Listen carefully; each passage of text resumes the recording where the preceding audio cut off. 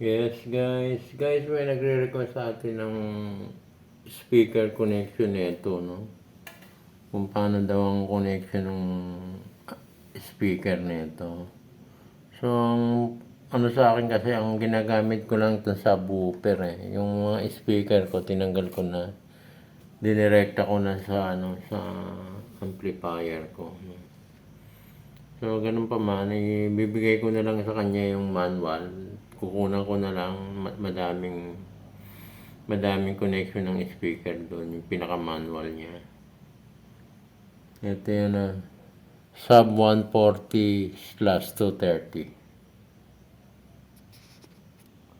So, yung pinakaharap niya, no? JBL model. So, kukunin ko na lang yung niya para makita ng yung pinaka-manual.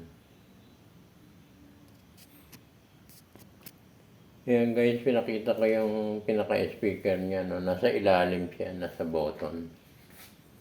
Ito ilalim yun yung harap. Tinaog ko lang.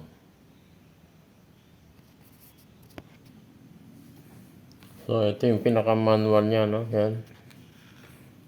Pakita ko na lang yung manual niya, no? Yan.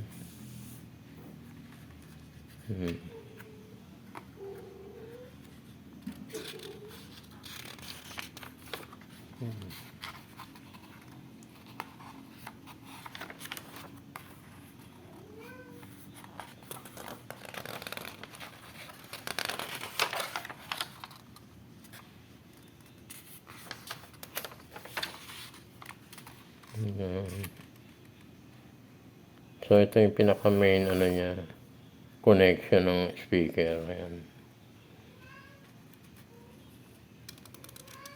So,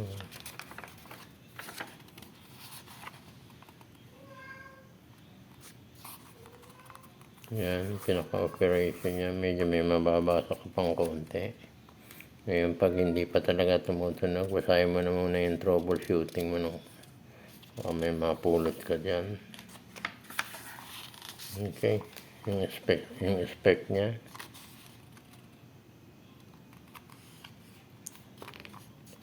And yan na, yung pinaka niya. Okay. Ayos na siya.